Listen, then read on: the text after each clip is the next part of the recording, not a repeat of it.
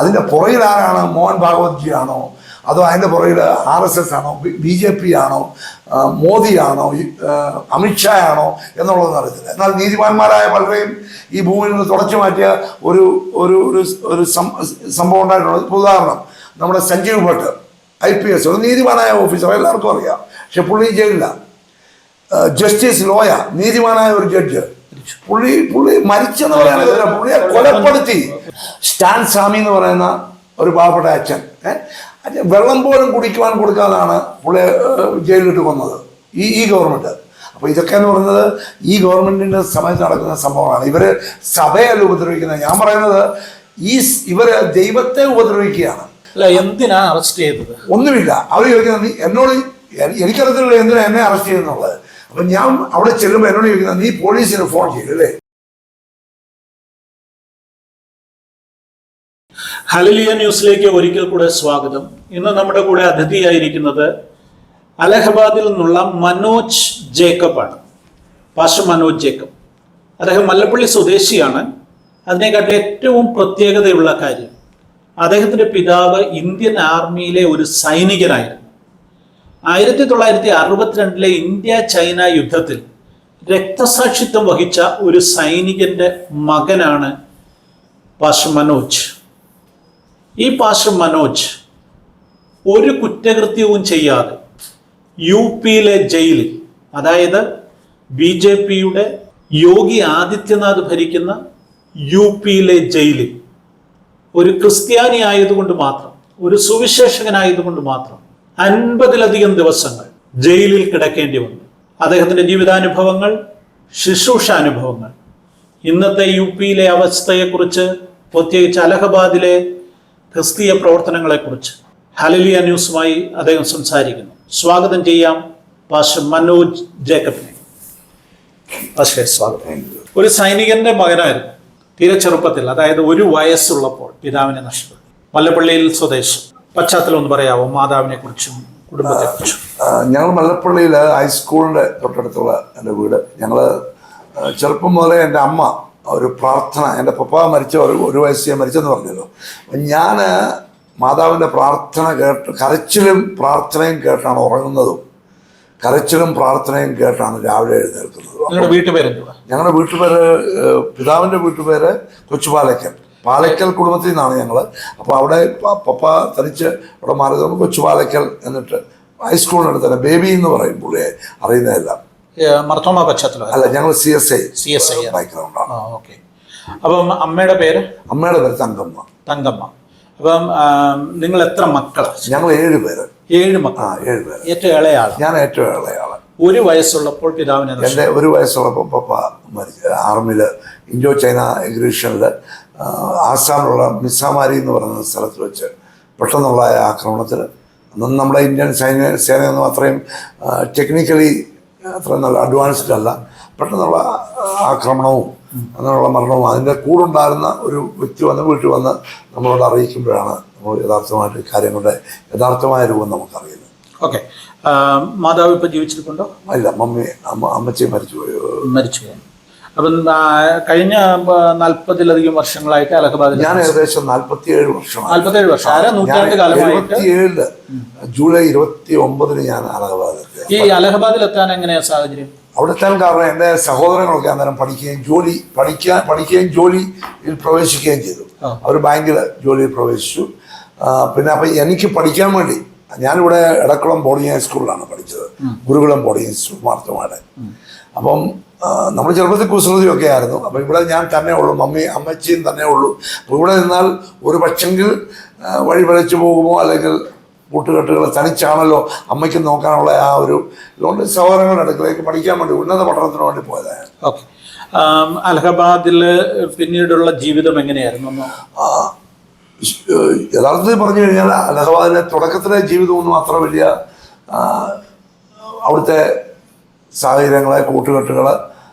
എന്നാൽ ഞാൻ ഒരു 84 എൻ്റെ ജീവിതത്തിനകത്ത് വലിയ ഒരു അസമാധാനം. എൻ്റെ പഠിക്കാൻ കഴിയുന്നില്ല, മുന്നോട്ട് പഠിക്കാനൊക്കുന്നില്ല. ഞാൻ 77 ചെല്ലുന്നു. അപ്പം 84 വരെയുള്ള എൻ്റെ ജീവിതം എന്ന് പറഞ്ഞാൽ പഠിക്കുന്നു, പല പല ക്ലാസ്സുകൾ പഠിച്ചു എടുത്തു. എന്നാൽ ജീവിതത്തിൽ അതൊന്നും എത്തേണ്ട രീതിയിൽ എത്താൻ ഒക്കുന്നില്ലെന്നുള്ള ഒരു വലിയ കുറ്റബോധവും എല്ലാം എന്നെ ഭരിക്കാൻ ഞാൻ ആത്മഹത്യക്ക് വേണ്ടി ഇങ്ങനെ പരിശ്രമിച്ചുകൊണ്ടിരിക്കുന്ന സമയത്ത് അപ്പം ഞങ്ങളവിടെ ഒരു 10-15 അവിടെ അഗ്രികൾച്ചറിന് അന്ന് കേരളത്തിൽ നിന്ന് അഗ്രികൾച്ചറിന് പഠിക്കാനായിട്ട് ഒത്തിരി കുട്ടികൾ അവിടെ വരും. അലഹബാദ് അഗ്രികൾച്ചർ യൂണിവേഴ്സിറ്റി, പിന്നെ കുൽഭാസ്കർ അഗ്രികൾച്ചർ കോളേജ്, ഇവിടെയൊക്കെ വന്നാണ്. ഇവിടെ എനിക്ക് തോന്നുന്നു ഇപ്പോൾ ഇവിടെ ഉന്നത പദവികളിലിരിക്കുന്ന ഒരു 90% ഓഫീസേഴ്സും എല്ലാം അവിടുന്ന് അലഹബാദിൽ നിന്ന് പഠിച്ചവരായിരിക്കുമെന്നാണ് എൻ്റെ ബലമായ വിശ്വാസം. അപ്പോൾ അങ്ങനെ അങ്ങനെ പഠിത്തത്തിന് വേണ്ടി പോയതാണ് അവിടെ. അപ്പം അങ്ങനെ പഠിച്ചുകൊണ്ടിരിക്കുമ്പോഴാണ് പെട്ടെന്ന് ഞാൻ അഗ്രികൾച്ചറിന് എനിക്ക് അഡ്മിഷൻ കിട്ടി. എന്നാൽ അത് റാഗിങ് കാരണം, ആ റാഗിങ് നടത്തിയവരുമായിട്ടുള്ള പ്രശ്നം കാരണം എനിക്ക് അവരെ അവിടെ കണ്ടിന്യൂ ചെയ്യാനൊക്കുന്നില്ല പഠിക്കാൻ. അപ്പം അങ്ങനെ വല്ലാതെ വിഷമത്തിലിരിക്കുമ്പോഴാണ് ഇങ്ങനെ ഈ ആത്മഹത്യാബോധം വരികയും, അപ്പോൾ അങ്ങനെ ഒരു ക്രൂസൈഡ് മീറ്റിങ്ങിൽ ഞാനും ഇപ്പോഴത്തെ ഇസാഫിൻ്റെ സീനിയർ എക്സിക്യൂട്ടീവ് വൈസ് പ്രസിഡൻ്റായിട്ടിരിക്കുന്ന ജോൺ തോമസ്, പിന്നെ വേറെ എഫിക്കറിൽ നേരത്തെ ഇസാഫിലുണ്ടായിരുന്ന വേറൊരു സീനിയർ ഓഫീസറെ കൂടെ റോയ് അലക്സ്, ഞങ്ങളെല്ലാം കൂടെ, പിന്നെ വേറെ കോഴിക്കോടുള്ള അവിടുത്തെ പായക്കോട് പഞ്ചായത്ത് പ്രസിഡന്റ് മോനൊരു ടോം മർക്കോസ്, ഞങ്ങളെല്ലാം കൂടെ ഈ മീറ്റിംഗാണ് ഞങ്ങളെ നിർബന്ധിച്ച് ഈ GT എന്ന് പറയുന്ന ആൾ ഇസാഫിലുള്ള ഈ ഓഫീസർ, പുള്ളി അന്ന് പഠിച്ചുകൊണ്ടിരിക്കുക. അപ്പം ഞങ്ങൾ നമുക്ക് അവിടെ പോകാം, മീറ്റിങ്ങിന് പോകാമെന്ന് പറഞ്ഞ് പോകുന്ന ആ സാഹചര്യത്തിൽ അവിടെ പോകുമ്പോഴും ഞങ്ങൾ എല്ലാവിധമാകുന്ന ലോകപരമായ എല്ലാ ഒരു 20-22 വയസ്സിന്റെ എല്ലാം ചെയ്യാവുന്നതെല്ലാം നമ്മളെ കൊണ്ട് പുകവലിയുണ്ട്, മദ്യപാനമുണ്ട്, അങ്ങനെ എല്ലാം ഉണ്ട്. അപ്പോൾ അങ്ങനെ ആ മീറ്റിങ്ങിൽ ചെല്ലുന്നത് ഞങ്ങളുടെ ജീവിതത്തിൽ ഒരു വലിയ വഴിത്തിരിവ്. എവിടെയായി ഈ മീറ്റിംഗ്? ഇത് meeting Allahabad Katra CNI church ക്യാമ്പസിൽ. അത് 84 ഏപ്രിൽ മാസത്തിൽ 23-24 തീയതികളിലാണ് എൻ്റെ പരമായ ഓർമ്മ. അപ്പോൾ ആ മീറ്റിങ്ങിൽ അറ്റൻഡ് ചെയ്തപ്പോൾ, അപ്പം ഈ കൊയർ അറ്റൻഡ് ചെയ്യുന്ന ഈ പെന്തക്കോസ്റ്റൽ ഒരു മീറ്റിംഗാണ്. അപ്പോൾ ഈ കൊയറിൽ പാടുന്ന കുഞ്ഞുങ്ങളുടെയൊക്കെ മുഖത്ത് ഭയങ്കര സന്തോഷം. അപ്പോൾ അവർ പാടുന്നത് ഞാൻ ഒരു CSIക്കാരനാണ്, CSIയിലുള്ള കൊയറിലൊന്നും പാടുന്നവരുടെ മുഖത്ത് ഒരു സന്തോഷം ഞാൻ കണ്ടിട്ടില്ല. എന്നാൽ ഇവരുടെ മുഖത്ത് ആരുടെ മുഖത്തും ഇല്ലാത്തൊരു സന്തോഷവും ഒരു വലിയ ആനന്ദവും, അത് അവരുടെ ഹൃദയത്തിലുള്ളത് മുഖത്ത് നമുക്ക് കാണാം ഒരു വ്യക്തിയെ കാണുമ്പോൾ. അപ്പം എൻ്റെ മനസ്സിലൊരു ചോദ്യം, ഇതെന്താണ് ഇവരുടെ ഈ സന്തോഷത്തിനും ആനന്ദത്തിനും കാരണം? അപ്പം പിന്നെ ഞാൻ കൂടുതൽ അവരെ കോൺസെൻട്രേറ്റ് ചെയ്യാൻ തുടങ്ങി.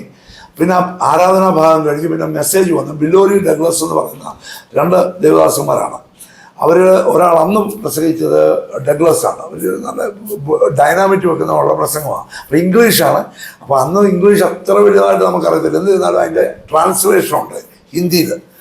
അപ്പോൾ ആ ട്രാൻസ്ലേറ്റ് ചെയ്യുന്ന ആളും അതുപോലെ ശക്തനായ ഒരു അഭിഷിക്തൻ.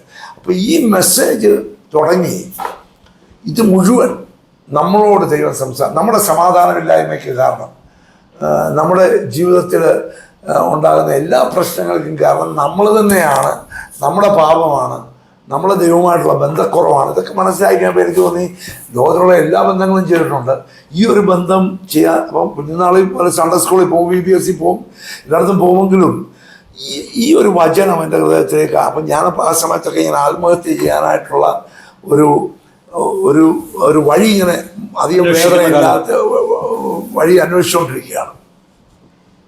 ചുരുക്കത്തിൽ പറഞ്ഞാൽ ആ ഒരു മെസ്സേജ് ഞങ്ങളുടെ ഹൃദയത്തിൽ, ഞാൻ പിന്നെ ആരെയും കോൺസെൻട്രേറ്റ് ചെയ്യാതെ, അന്നേരം ഞങ്ങൾ അല്പം കയറി കടിമയാണ്. അപ്പോൾ അവിടുന്ന് നിങ്ങൾക്ക് സമാധാനം വേണ്ടിയവർ കൈപൊക്കി. പിന്നെ നിങ്ങൾ ഈ യേശുവിനെ ഹൃദയത്തിൽ സ്വീകരിക്കാനും ഈ സമാധാനം നിങ്ങൾ ഹൃദയത്തിൽ ഉൾക്കൊള്ളാനും ആഗ്രഹിക്കുന്നവർ ഈ കൈപൊക്കിയവർ എഴുന്നേറ്റിരിക്കാൻ പറയും. എഴുന്നേറ്റ് നിൽക്കാൻ പറയുന്നത് ആദ്യം കൈപൊക്കുന്നവർ കുഴപ്പമില്ല, ഇപ്പോൾ എഴുന്നേറ്റിരിക്കുമ്പോൾ കാണുന്നവരെല്ലാം നമ്മളെ അറിയുന്ന ആൾക്കാരാണ്. അപ്പോൾ അവരുടെ മുമ്പിൽ എഴുന്നേറ്റ് നിൽക്കുവാൻ നമുക്കകത്തൊരു ലജ്ജമുണ്ട്. എന്നിരുന്നാലും അവസാനം ഒരു ചാൻസോടെ തരികയാണ് എന്ന് പറഞ്ഞ് അവർ പറയുന്നത്. നമ്മൾ അന്നേരം എഴുന്നേൽക്കുക. അപ്പം കണ്ണുടച്ചാണ് നമ്മൾ എഴുന്നേൽക്കുന്നത്. അപ്പം ഞാൻ എഴുന്നേറ്റ് നിൽക്കുന്നവൻ വരെ ഉള്ളൂ പ്രശ്നം. പിന്നെ പറഞ്ഞ് ഇതിനകത്ത് നിന്ന് മദ്യപാനം പോലെ ഇങ്ങനെയുള്ളതിൽ നിന്ന് വിടുതൽ പ്രാപിക്കാനും നിങ്ങൾക്ക് പൂർണ്ണമായിട്ടൊരു സമാധാനം വേണ്ടിയവർ ഈ സ്റ്റേജിൻ്റെ അടുക്കളേക്ക് വരാൻ പറയും. അത് പറഞ്ഞപ്പോഴത്തേക്കും നമുക്ക് ഈ ഭൂമി മുഴുവൻ പിളർന്ന് താഴോട്ട് പോകുന്ന ഒരു ഫീലിംഗ് ആണ്. അന്നേരം 22-23 വയസ്സേ ഉള്ളൂ. അപ്പോൾ എങ്ങനെ പോകും, എന്ത് പോകും? ഞാനേതോ 1 വിളിച്ചു, 2 വിളിച്ചു, 3 വിളിച്ചു, 4ാമത്തെ പ്രാവശ്യത്തിൽ ലാസ്റ്റ് വിളിയാണ്. ഞങ്ങൾ കുറച്ച് പേരുന്നാലും പുറകെ നിൽക്കുക. അവസാനം ഞാൻ കണ്ണടച്ചാൽ നിൽക്കുന്നത്. അപ്പോൾ ഞാൻ എല്ലാവരെയും നോക്കിയപ്പോൾ ഒത്തിരി പേര് പുറകിൽ നിൽപ്പുണ്ട്. അവസാനത്തെ ഒരു വിളി പറഞ്ഞപ്പം ഞാൻ എല്ലാം സഹിച്ച് മുന്നോട്ട് നടന്നു. അപ്പോൾ ആ മുന്നോട്ട് നടക്കുമ്പോഴും എൻ്റെ പോക്കറ്റിൽ സിഗരറ്റുണ്ട്, തീപ്പൊട്ടിയുണ്ട്. അപ്പോൾ ഇങ്ങനെയൊക്കെയുള്ള ലഹരി പദാർത്ഥങ്ങൾ നമ്മുടെ കയ്യിലുണ്ട്. അപ്പോൾ അവിടെ ചെന്നിട്ട് അവർ വോട്ടർ കോൾ ചെയ്തിട്ടു ഇങ്ങനെ പറഞ്ഞു, നിങ്ങൾ മദ്യപാനവും പോലെയും നിങ്ങൾക്ക് ഇടപെടാൻ ആഗ്രഹിക്കുന്നത് നിങ്ങളുടെ കയ്യിൽ എന്തെങ്കിലും ഇതുണ്ടെങ്കിൽ അത് നിലത്തോട്ടിട്ട് അവിടെ ചവിട്ടാൻ പറഞ്ഞു. അതൊക്കെ പെട്ടെന്ന് അപ്പം നമ്മളിതൊക്കെ ഒരു പകുതി കോൺഷ്യസ്ഡായി ചെയ്യുന്നത്. നമ്മുടെ കണ്ണൊക്കെ അടച്ച് ഒരു വല്ലാത്ത ഒരു അന്തരീക്ഷമാണ് ആ പ്രത്യേക ആ മൂമെൻറ്റ്. അതാണ് പറഞ്ഞ് ഇങ്ങനെ ഓരോരുത്തരെ പിന്നെ സ്റ്റേജിലോട്ട് വിളിച്ച് പ്രാർത്ഥിക്കുന്നുണ്ട്. പുകവലിക്കും മദ്യപാനത്തിനും അടിമയായിട്ടുള്ള ഒരു സ്റ്റേജിൽ വന്നാൽ നിങ്ങൾക്ക് വേണ്ടി ഞങ്ങൾ പ്രാർത്ഥിക്കാമെന്ന് പറയും. അന്നേരം ഞാൻ രാവിലെ ഉച്ചയ്ക്ക് പോയിട്ടൊക്കെ ഞങ്ങൾ ഡെയിലി 10, 20, 30 സിഗരറ്റ് ഡെയിലി വലിക്കുന്നവരാണ് ഞങ്ങൾ ആ സമയത്ത്, ആ പ്രായത്തിൽ. ഇവർ ഈ ബില്ലോട് ഡഗ്ലസ്, പിന്നെ മറ്റേ റിച്ചാർഡ് അവർ എന്ന് പറയുന്ന ദേവദാസന്, വേറെ ഒരു ദേവദാസൻ, ഇവരെല്ലാം സ്റ്റേജിലുണ്ട്. അപ്പോൾ ഇവരെ ഇങ്ങനെ രണ്ടു വശത്ത് നിന്ന് ഓരോരുത്തരുടെയും തല കൈവച്ച് പ്രാർത്ഥിക്കുന്നു. അപ്പം എനിക്കന്ന് ഈ 84 എന്ന് പറയുന്ന സമയത്ത് ശരിക്കൊന്നും ഇംഗ്ലീഷ് പറയാൻ അറിയത്തുമില്ല. അപ്പം എന്നോട് ചോദിക്കുന്ന ആ പ്രസംഗം, ഞാൻ സ്റ്റേജിൽ പതുക്കെ ഒരു കണ്ണൊക്കെ അടച്ച് സ്റ്റേജിൽ കയറുന്നു. അപ്പോൾ എന്നോട് ചോദിക്കുന്നത് വാട്ട് ഈസ് യുവർ പ്രോബ്ലം? ഞാൻ പറഞ്ഞു I am addicted to drinking and smoking. ഇത്രയും ഒരുപാട് നമുക്കധികം പറയാനും അറിയത്തില്ല, അത്രയും ഞാൻ പറഞ്ഞൊപ്പിച്ചു. അവരെൻ്റെ തലയെ കൈവച്ച് പ്രാർത്ഥിച്ചു. അച്ഛാ, വാസ്തവം പറഞ്ഞാൽ എൻ്റെ തല മുതൽ കാല് വരെ ഒരു കറണ്ട് അടിക്കുന്ന പോലെ തോന്നി, കാല് മുതൽ തല വരെ ആ കറണ്ട് തിരിച്ചടിക്കുന്ന പോലെ തോന്നി. അതിനുശേഷം പുകവലി എന്ന് പറയുന്ന ആഗ്രഹിച്ചിട്ടും ഞാൻ ഓർത്തു ചിലപ്പോൾ തോന്നുമ്പോൾ വലിക്കാം, അങ്ങനൊരു ആഗ്രഹമേ പിന്നെ വന്നിട്ടില്ല. 1. 2, ആ നിമിഷം മുതൽ എന്നെ ഒരു പ്രത്യേക ലൈറ്റ് ഇങ്ങനെ ഡയറക്റ്റ് ചെയ്യുന്നതായിട്ട് എനിക്കറിയാം. ഇപ്പോൾ എനിക്ക് തോന്നുന്നു ഇടത്തോളം തിരിയണമെന്ന് വെച്ച് കഴിഞ്ഞാൽ അവിടെ മുഴുവൻ ഒരു അന്ധകാരം പോലെ. അപ്പോൾ 84 ഏപ്രിൽ മുതലുള്ള കാര്യമായി പറഞ്ഞത്. 84 ഏപ്രിൽ മുതൽ ഏകദേശം 2 വർഷക്കാലം ആ വലിയ ഒരു എന്താ പറയുന്നത്, ഒരു ദിവ്യമാകുന്ന ഒരു വെളിച്ചത്തിൽ കൂടി ദൈവം എന്നെ നടത്തി. ആ സമയങ്ങളെന്ന് പറഞ്ഞാൽ ഞാൻ ജീവിതത്തിൽ ഒരിക്കലും അനുഭവിച്ചിട്ടില്ലാത്ത സമാധാനം ആ സമയത്ത് തന്നെ കിട്ടി. അത് പിന്നെ കൂടിക്കൊണ്ടിരുന്നു. പിന്നെ എനിക്ക് ദൈവവും പ്രാർത്ഥനയും പാട്ടും വചനവും അല്ലാതെ ആഹാരം പോലും കഴിക്കുന്നത് മറന്നുപോയ സമയങ്ങളുണ്ട്. അങ്ങനെ ആ ഒരു 2 വർഷക്കാലം. അപ്പം അങ്ങനെ ഇരിക്കുമ്പോഴാണ് ഞങ്ങളിങ്ങനെ കൂടുതൽ സംസാരിക്കുമ്പോൾ ഞാൻ എന്തോ ഈ ഞങ്ങളുടെ കൂട്ടുകാരെല്ലാം സംസാരിക്കുമ്പോഴാണ് ഞാനിങ്ങനെ പറഞ്ഞു, ഞാൻ ഇനി ഒരിക്കലും പാപം ചെയ്യത്തില്ല. നമ്മളെ ആ ഒരു കോൺഫിഡൻസാണ്, പക്ഷേ നമ്മുടെ ഇഗ്നോറൻസിലാണ് ഞാനത് പറഞ്ഞത്. അങ്ങനെ പറയരുതായിരുന്നു. പിന്നീട് ഇപ്പോഴത്തെ നമ്മുടെ ആത്മീയ അനുഭവങ്ങൾ മനസ്സിലാക്കണം. നമ്മുടെ കഴിവുകൊണ്ട് നമുക്ക് പാപം ചെയ്യാതിരിക്കാൻ സാധിക്കുന്നില്ല. ദൈവത്തിൻ്റെ മഹാകൃപ കൊണ്ടും കരുണ കൊണ്ടുമേ നമുക്ക് പാപം ചെയ്യാതിരിക്കാൻ പറ്റുള്ളൂ, ഈ ശരീരത്തിൽ വസിക്കുമ്പോൾ. ഞാനത് പറഞ്ഞ് അപ്പോൾ അന്ന് വരെയുള്ള ആ 2 വർഷക്കാലം എന്ന് പറഞ്ഞാൽ അച്ഛാ, നമ്മുടെ എൻ്റെ മൊത്തം ശരീരഘടന മാറി. അന്നത്തെ ഫോട്ടോ ഇരിപ്പുണ്ട്. അതിന് മുമ്പിലത്തെ അതിന് ശേഷവും രീതി മാറി, രൂപം മാറി, ഭാവം മാറി, ശബ്ദം മാറി. അപ്പോൾ ഇങ്ങനെയൊക്കെയുള്ള ജീവിതത്തിൽ ഇങ്ങനെ മുന്നോട്ട് പോവുക. അപ്പം അത് കഴിഞ്ഞ് ഈ പറഞ്ഞു കഴിഞ്ഞിട്ട് ഒരാഴ്ചക്കുള്ളിൽ ഞാൻ ബൈക്ക് സൈഡിലാകുക, വീണ്ടും സിഗരറ്റ് വലി, വായിൽ നിന്ന് അപശബ്ദങ്ങൾ പുറപ്പെടുക. അതൊരു 1 മാസത്തിനുള്ളിൽ, ഒരു 2 ആഴ്ചക്കുള്ളിൽ ഇതെല്ലാം പെട്ടെന്ന് തകിടം പറയുന്നത് പോലെ. എന്തുകൊണ്ട് സംഭവിച്ചെന്ന് എനിക്കറിയാം. പിന്നെ എനിക്ക് മനസ്സിലായത് എൻ്റെ ആ ഒരു ദൈവത്തെ പോലും ഞാൻ എൻ്റെ കഴിവിനേതൊക്കെയോ പിശാച് എന്നെ എടുത്ത് ഉപയോഗിച്ച് എൻ്റെ ആ വാക്കെന്നൊക്കെ എനിക്ക് പിന്നീടാണ് അത് മനസ്സിലാക്കാൻ വന്നത്. ഞാൻ ഒരിക്കലും പാപം ചെയ്യത്തില്ല എന്നുള്ള ആ ഒരു കൺവിക്ഷനെ ദൈവകൃപയുണ്ടെങ്കിൽ നമുക്ക് പാപം ചെയ്യാതിരിക്കാനൊക്കും എന്നേ പറയാനൊക്കത്തുള്ളൂ. എനിവേ, അതിൽ നിന്ന് പിന്നീട് ഞാൻ ദൈവസന്നിധിയിൽ നിന്ന് കരയാൻ തുടങ്ങി. അപ്പം കരഞ്ഞപ്പം അപ്പം പറഞ്ഞാൽ സംസാരിക്കാൻ തുടങ്ങി. ഈ സൗഖ്യം എന്ന് പറയുന്നത് വചനം അയച്ചാൽ നിനക്ക് സൗഖ്യമേ.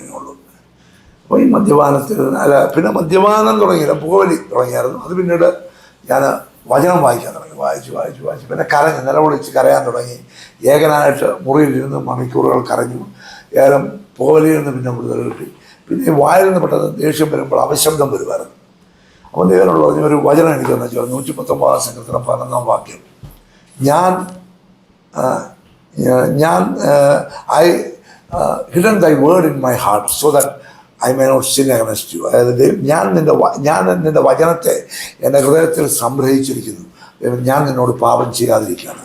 അപ്പോൾ ഈ വചനമാണ് ഹൃദയത്തിലുണ്ടെങ്കിൽ ഈ വായിൽ നിന്ന് വരുന്ന നമ്മുടെ ഹൃദയത്തിലുള്ളതാണല്ലോ വാ പ്രസ്താവിക്കുന്നത്. അപ്പം ഞാനങ്ങനെ ഈ വചനം എനിക്ക് കിട്ടിയതിന് ശേഷം ഞാൻ ഡെയിലി 1 അധ്യായം 2 അധ്യായം അങ്ങനെ 25 അധ്യായങ്ങൾ വരെ ബൈബിൾ ഡെയിലി വായിക്കാൻ തുടങ്ങി. അത് ഞാൻ രാവിലെ 4 മണിക്ക് മുട്ട നിന്നാൽ ചിലപ്പോൾ 8 മണി 9 മണിയൊക്കെ ആകുമ്പോഴായിരിക്കും ഞാൻ എൻ്റെ പ്രയർ റൂമിൽ നിന്ന് ഇറങ്ങി വരുന്നത്. അങ്ങനെ ഞാൻ അറിയാതെ തന്നെ ആ ഒരു നേച്ചറിൽ നിന്നും എനിക്ക് ദൈവം വിടുന്നതാണ്. അപ്പം ജനങ്ങൾ ഇങ്ങോട്ട് ചോദിക്കാൻ തുടങ്ങി. നമ്മൾ ദേഷ്യപ്പെടുമ്പോൾ തെറി വിളിക്കുമ്പോൾ ജനങ്ങൾ ഇങ്ങോട്ട് ചോദിക്കാൻ തുടങ്ങി, ദേഷ്യപ്പെടുമ്പോൾ തെറി എന്ന് വിളിക്കുന്നല്ലോ എന്ന്. മറ്റേ നമ്മൾ ഞാൻ അവിടുത്തെ യൂണിയൻ്റെ അധ്യക്ഷനും ലോക്കലായിട്ട് ഞാൻ ട്രേഡ് യൂണിയനകത്തൊക്കെ വളരെ ആക്റ്റീവായിരുന്നു. നമ്മുടെ മഹാത്മാഗാന്ധി അടിത്തറയിട്ട കല്ലിട്ട ഒരേ ഒരു സ്ഥാപനമേ ഉള്ളത്, കമലാ നെഹ്റു ഹോസ്പിറ്റലാണ്. അതിൻ്റെ യൂണിയൻ അധ്യക്ഷനായിട്ടൊക്കെ ഞാൻ ഇരുന്നിട്ടുണ്ട്. ഏകദേശം 500 നമ്മുടെ ഒരു 500 സ്റ്റാഫൊക്കെ ഉണ്ട്. 500 ബെഡഡ് ഹോസ്പിറ്റലാണ്. 500 സ്റ്റാഫ് ഉള്ള ആ ഹോസ്പിറ്റൽ 150 200 അതിനകത്ത് 19 ഡോക്ടേഴ്സും ഒക്കെ ഉള്ള വലിയൊരു സ്ഥാപനമാണ്. അതിൻ്റെ യൂണിയൻ അധ്യക്ഷനായിട്ടിരിക്കുക. അവിടെ പല മലയാളി ഡോക്ടർമാരുണ്ടായിരുന്നു. അപ്പോൾ അവിടെ ജോലി ഉണ്ടായിരുന്നു. അവിടെ ഞാൻ ജോലി ചെയ്തിട്ടുണ്ട്. പഠിച്ചു കഴിഞ്ഞ് ഞാൻ ജോലിയില്ലായിരുന്നു. വളരെ നാളുകൾ ഞാൻ ജോലിയില്ലായിരുന്നു. ഞാൻ 2001 വരെ ജോലിയില്ലായിരുന്നു. ഞാൻ ആദ്യം ഓഫീസ് അഡ്മിനിസ്ട്രേറ്റീവ് ഓഫീസ് അസിസ്റ്റൻ്റായിട്ട് ജോയിൻ ചെയ്തു. പിന്നീട് അവസാനം ഞാൻ ജോലി വിടുന്നത് അഡ്മിനിസ്ട്രേറ്റീവ് ഓഫീസറും മീഡിയ ഇൻചാർജ് യൂണിവേഴ്സിറ്റിയുടെ, അങ്ങനെയാണ് ഞാൻ ജോലി വിടുന്നത്. അലഹബാദ് അഗ്രികൾച്ചർ യൂണിവേഴ്സിറ്റിയുടെ. അപ്പം ജോലി വിട്ടു. പിന്നെ കോളേജിൻ്റെ സീനിയർ അക്കൗണ്ടൻ്റായിട്ട് വർക്ക് ചെയ്തിട്ടുണ്ട്. കമലാ നെഹ്റുവിൻ്റെ തന്നെ ഞാൻ അവിടുത്തെ അക്കൗണ്ട്സിൻ്റെ മുഴുവൻ നമ്മുടെ ഒരു നായർ സാർ അഡ്മിനിസ്ട്രേറ്ററായിട്ട് വന്നപ്പോൾ മുഴുവൻ ഫൈനാൻസിൻ്റെ ചാർജ് എന്നെ ഏൽപ്പിച്ചു. അങ്ങനെ പല പദവിയിലൊക്കെ എനിക്ക്. അപ്പം പക്ഷേ നമ്മുടെ office position office superintendent, office assistant അത് പറഞ്ഞു വന്നപ്പോഴേ ഈ അലഹബാദ് അഗ്രികൾച്ചർ യൂണിവേഴ്സിറ്റി ഏറ്റവും പ്രസിദ്ധമായ ഒരു സ്ഥാപനം. Yes yes. അലഹബാദിനെ കുറിച്ച് നമ്മൾ ഓർക്കുമ്പോൾ പെട്ടെന്ന് ഓർമ്മയിലേക്ക് വരുന്നത് അതാണ്. പ്രത്യേകിച്ച് RB ലാൽ എന്ന് പറയുന്ന അനുഗ്രഹീതനായ ഒരു ദൈവം. അദ്ദേഹം വലിയൊരു മനസ്സാക്ഷിയുടെ വലിയൊരു ദൈവം ഉപയോഗിച്ച, ഞാൻ മനസ്സിലാക്കുന്നത് ഇന്ത്യയിലെ നോർത്ത് ഇന്ത്യയുടെ ഒരു മോശയെ പോലെ ദൈവം ഉപയോഗിച്ച അനേക സ്ഥലങ്ങളിൽ നിന്ന്, ബീഹാർ, മധ്യപ്രദേശ്, നേപ്പാൾ, മറ്റുള്ള ഹരിയാന, രാജസ്ഥാൻ, ഇവിടെ നിന്നൊക്കെയുള്ള ജനങ്ങൾ ട്രെയിനുകൾ നിറഞ്ഞുകൂടി വന്നുകൊണ്ടിരുന്ന ഒരു സമയമാണ്. അതായത് ഇന്ത്യയിലെ തന്നെ ആദ്യത്തെ ഒരു മെഗാ ചർച്ച്, ആദ്യത്തെ ഇൻഡിജിനിയസ് ചർച്ച് അല്ലേ? മെഗാ ചർച്ച് നമ്മൾ പറയുമ്പോഴേ ഒരു പക്ഷേ ആന്ധ്രയിലൊക്കെ കാണുമായിരിക്കും, മേ ബി. പക്ഷെ ഏറ്റവും പ്രസിദ്ധമായ ഒരു 50,000-ഓളം ഒക്കെ ആളുകൾ ആരാധനയിൽ പങ്കെടുക്കുന്ന ഒരു വലിയ ഗാദറിംഗ് ആയി മാറിയ ഒരു വലിയ ചർച്ച, വലിയൊരു സംരംഭമായിരുന്നു. അതെന്ന് യേശു ദർബാർ അതെന്ന് പറയുന്നത് നോർത്ത് ഇന്ത്യയുടെ അവസ്ഥ മാറ്റിമറിച്ച ഒരു വലിയ ദൈവ പ്രവൃത്തിയായിരുന്നു. അത് കാരണമാണ് ഇന്ന് നോർത്ത് ഇന്ത്യയിലുള്ള വലിയ ഇപ്പം പണ്ട് AG church, IPC church, church of God ചർച്ചകളിലൂടെയായിരുന്നു നോർത്ത് ഇന്ത്യയിൽ ഉണ്ടായിരുന്നത്. പക്ഷെ ഇന്ന് അതിനുശേഷമാണ് ഈ ചർച്ചകളുടെ മൂവ്മെന്റ് തന്നെ ആ സ്റ്റേറ്റുകളിലായിട്ട് വ്യാപൃതമായത്. അങ്ങനെ ഈ അലഹബാദ് യൂണിവേഴ്സിറ്റിയുടെ പുള്ളി അതിന്റെ പ്രിൻസിപ്പളായിരുന്നു. അദ്ദേഹം അതിൻ്റെ ആദ്യം ഡയറക്ടറായിരുന്നു. പിന്നീട് പുള്ളി അതിൻ്റെ വൈസ് ചാൻസലറായി. ഇപ്പോഴും അദ്ദേഹം വൈസ് ചാൻസലറായിട്ട് തന്നെ. ഓക്കെ. അദ്ദേഹത്തിലൂടെ ഉണ്ടായ ഒരു വലിയ ആത്മീയ ഉണർവ് അലഹബാദ് പട്ടണത്തെ തന്നെ ഇളക്കി മറിച്ച ഒരു വലിയ. അതുപോലെ തന്നെയല്ല, അത് നോർത്ത് ഇന്ത്യ മൊത്തമായിട്ട് ആകമാനം അതിൽ കൂടി അനേക ദൈവദാസന്മാർ എഴുന്നേറ്റ ഒരു വലിയ പ്രസ്ഥാനമാണ്. ഓക്കെ. ദൈവപ്രവൃത്തി വെളിപ്പെട്ട എൻ്റെ കൺമുമ്പിൽ നടന്ന ഒരു സംഭവം പറയാം. ഒരു ഹിന്ദു ഒരു വ്യക്തി, അവിടുത്തെ നമ്മുടെ റെയിൽവേയിലെ ഒരു നല്ലൊരു ഉദ്യോഗസ്ഥനാണ്. പുള്ളിയുടെ നെഞ്ചത്തൊരു വലിയ വ്രണം വന്നു. ആ വ്രണം വന്ന് വലിയൊരു ഹോള് പോലായി. അത് പുള്ളിക്ക് അടുത്തൊരു 10 അടി വരെ അടുത്ത് ചെന്ന് കഴിഞ്ഞാൽ നാറ്റം വമിക്കുന്ന അവസ്ഥ, ഭയങ്കര നാറ്റം. ഒരു റൂളുണ്ടല്ലോ, ആ റൂമിൽ നമുക്ക് പ്രവേശിക്കാവുന്നത്. അതുപോലെ പുള്ളി ഇന്ത്യയിലുള്ള ഒരു റെയിൽവേയിലെ ഉദ്യോഗസ്ഥൻ, പുള്ളിക്ക് എല്ലാ ട്രീറ്റ്മെൻറ്റും റെയിൽവേയിൽ തന്നെ കിട്ടും. പുള്ളി കാണിക്കാത്ത ഒരു സ്ഥാപനമില്ല. അവിടുന്ന് എല്ലാ കാണിച്ചിട്ട് പുള്ളി ഈ ദർബാറിൽ വരും. ആരാണ്ട് ഇങ്ങനെ പോയി പുള്ളി അവസാനം ആത്മഹത്യ മരിക്കാനായിട്ട് പോവാണ്. അങ്ങനെ പോകുന്ന ആരാണ്ട് പുള്ളിയോട് ഈ വരുന്ന യാത്രകളുടെ മധ്യത്തിൽ ഇങ്ങനെ വന്നുകൊണ്ടിരുന്ന സമയത്ത് പറഞ്ഞു, ഞങ്ങൾ ഇതുകൊണ്ടൊക്കെ അനുഭവിച്ച ആൾക്കാരാണ്. അപ്പം ഇങ്ങനത്തെ ഒരു യേശു ദർബാറുണ്ട്, അവിടെ പോയി കഴിഞ്ഞാൽ ദൈവം തന്നെ സത്യമാക്കും. പുള്ളി അവിടെ വരുന്നു. അവിടെ പുള്ളിയുടെ ഫാമിലിയിൽ ആരാണ്ടുമായിട്ട് ചേർന്ന് വരുന്നു. ഈ ഡോക്ടർ RB ലാലിൻ്റെ അടുക്ക് വരുന്നപ്പോൾ ഡോക്ടർ RB ലാൽ കയ്യിലിരുന്ന ഒരു ഈ എണ്ണ പ്രാർത്ഥിച്ച ആ എണ്ണ എടുത്ത് അതിനകത്തോട് ഒഴിച്ചതേ ഉള്ളൂ. പുള്ളി പ്രാർത്ഥിച്ചു പോലില്ല. കഴിച്ചിട്ട് പറഞ്ഞു, ദൈവം തന്നെ സൗഖ്യമാക്കി പോകാൻ പറഞ്ഞു. പുള്ളി അങ്ങ് സൗഖ്യമായി അവിടെ. അത് കാരണം ഒരു പ്രാവശ്യം ഞാൻ വരുമ്പോൾ പുള്ളിയുടെ ഒരു 18 പേര് പുള്ളിയുടെ എൻ്റെ വണ്ടിയിൽ ഞാൻ പകുതി മുക്കാൽ പേരെ എൻ്റെ വണ്ടിയിലാണ് ഞാൻ ആ ദർബാറിലോട്ട് കൊണ്ടുപോയി. അവർ സൗഖ്യമായി കുറച്ച് നാൾ കഴിഞ്ഞിട്ട് പിന്നെ പുള്ളി അതുപോലെ എന്നോട് പറഞ്ഞു അത് കാരണം അനേകരെ പുള്ളിയിൽ കൂടി അനേകർ യേശുവിനെ അറിഞ്ഞു. വലിയ അത്ഭുതങ്ങളും വലിയ അത്ഭുതങ്ങൾ. പക്ഷെ അത് ഇപ്പം യോഗി ഗവൺമെന്റ് ഈ ക്രൈസ്തവർക്കെതിരെയുള്ള നടപടികളുടെ ഭാഗമായിട്ട് ഈ ആർ.ബി. ലാലിന്റെ ആ ഈശു ദർബാറിനെ നിരോധിച്ചിരിക്കുക അല്ലെ? ഞാൻ മനസ്സിലാക്കുന്ന വെച്ചാ യോഗി ഈ ആദിത്യാനന്ദ്ജിയെ പറ്റി പറയുമ്പോൾ എനിക്ക് പറയാനുള്ളത് പുള്ളി ഒരു ഭക്തനാണ്, ദൈവത്തെ അന്വേഷിക്കുന്ന മനുഷ്യനാണ്. പക്ഷെ ഏത് ദൈവഭാഗം എന്നുള്ളത് പുള്ളിക്ക് ഈ ശൗലിനെ പറ്റിയുള്ള ഒരവസ്ഥയിലാണ് യോഗി. ഞാൻ വിശ്വസിക്കുന്ന ഒരു ദിവസം യോഗി യേശുവിനെ അറിഞ്ഞാൽ ശൗലിനെ പോളാക്കിയതിനേക്കാൾ വലിയൊരു പൗലോസായിട്ട് ഈ ഭാരത സുവിശേഷീകരണത്തിന് ഒരു ചുക്കാൻ പിടിക്കുന്ന വ്യക്തിയായിട്ട് യോഗിക്ക് മാറാൻ സാധിക്കുമെന്ന് ഉള്ള വിശ്വാസം ഇന്നും എനിക്കുണ്ട്. ഈ സത്യദൈവത്തെ അറിഞ്ഞാൽ പൗലോസിന് മാറാൻ പറ്റുമെങ്കിൽ, അതായത് ഉപദ്രവിച്ച് നശിപ്പിച്ച് കൊന്ന് മുടിച്ചു കളയുവാൻ വേണ്ടി ശ്രമിച്ച പൗലോസിന് ശൗലിന് രൂപാന്തരപ്പെടുവാൻ സാധിക്കുമെങ്കിൽ ഒന്നുമില്ല. അവിടെ ദരിയാവേശ രാജാവ്, നെബൂഖദ്നേസർ രാജാവ്, അവരെയൊക്കെ ദൈവത്തിനും സ്വന്തം മുമ്പിൽ മുട്ടുകുത്തിക്കുവാൻ ഒക്കുമെങ്കിൽ ഈ സർവശക്തന് കഴിയാത്തത് എന്താണ്? ഒന്ന്. രണ്ട്, യോഗി ആദിത്യാനന്ദ്ജി യു.പിയിൽ ഒത്തിരി നല്ല കാര്യങ്ങൾ ചെയ്തിട്ടുണ്ട്, അത് പറയാതിരിക്കാൻ ഒക്കത്തില്ല. അവിടെ ഒരു സമയത്ത് ഗുണ്ടായുസത്തിന്റെ വിളവാട്ടമായിരുന്നു. അത് പേര് പറയാൻ ഞാനിപ്പോൾ ആഗ്രഹിക്കുന്നില്ല. പലരും അലഹബാദിലുണ്ടായിരുന്ന 2 ഹാർഡ് കോർ ക്രിമിനൽസ്, അവർ ഏഷ്യയുടെ തന്നെ ഒരു പേടി സ്വപ്നമായിരുന്നു. ഗുണ്ടാരാജ്യം എന്ന് പറഞ്ഞു കഴിഞ്ഞാൽ ഈ ഓരോ ക്രിമിനലുകൾക്കും 163 കേസ് വരെ ഉണ്ട്. ഈ 163 60-ൽ കൂടുതൽ കേസ് മർഡർ ചെയ്തിരിക്കുന്ന കേസുകളാണ്. അതിനേക്കാൾ ഉപരി പലരെയും വിധവമാരാക്കി അനാഥരാക്കി പലരെയും പ്രോപ്പർട്ടി പിടിച്ചെടുത്തു. അതൊക്കെ എന്ന് പറഞ്ഞാൽ യൂഷ്വൽ. നിങ്ങളൊന്ന് യൂട്യൂബിൽ തപ്പിയാൽ ആത്തിക്കാമെന്ന് പറഞ്ഞാൽ അവിടുത്തെ പഴയ DGPമാർ സംസാരിക്കുന്നത് ഇപ്പോഴും അവർ വിറയലോട് സംസാരിക്കുന്നവരുണ്ട്, ചിലർ നല്ല ശക്തമായിട്ട് സംസാരിക്കുന്നവരുണ്ട്, ചില പല IPS ഓഫീസേഴ്സ്. നമ്മുടെ ദേവർവേല നമ്മുടെ കേരളത്തിലുള്ള വി നായർ സാർ അവിടെ DGP ആയിട്ട് യു.പിയിലിരുന്ന എനിക്ക് വളരെ അടുത്ത ബന്ധമുണ്ടായിരുന്നു. പുള്ളിയുടെ അനിയൻ എൻ്റെ കൂടെ പഠിച്ച വിജയൻ. പിന്നെ യു.പി DGP ആയിട്ടിരുന്ന 2-3 പേരെ എനിക്കറിയാം. ഒന്ന് എൻ്റെ അളിയൻ്റെ ഏറ്റവും അടുത്ത കൂട്ടുകാരനായിരുന്നു ബ്രിജിലാൽ, ഏറ്റവും ശക്തനായ ഒരു ഓഫീസറായിരുന്നു DGP യു.പി ഭരിച്ചതിൽ അദ്ദേഹം.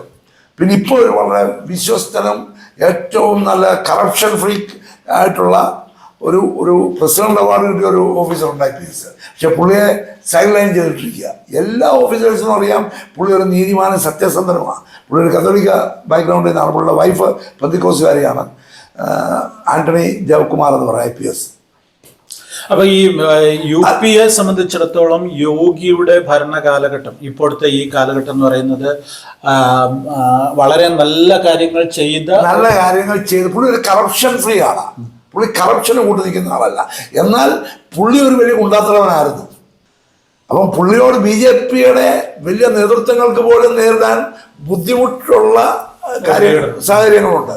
അതുകൊണ്ടാണ് പുള്ളി കേശവപ്രസാദ് മൗര്യ ഉണ്ടായിട്ട് വേറെ മനോജ് സിൻഹ ഇവരൊക്കെ chief ministers and probable candidates ആയിരുന്നു. അവരെപ്പോലും ആക്കാതെ യോഗിയാക്കാൻ കാരണം അദ്ദേഹത്തിന് വേറെ മസിൽ പവറും മെയിൻ പവറും വേറെ ഉള്ളതുകൊണ്ടാണ്. എന്നാൽ അദ്ദേഹത്തിന് പറ്റിയത് അദ്ദേഹം ഹിന്ദു വാഹിനിയുടെ ഫൗണ്ടറോടാണ്.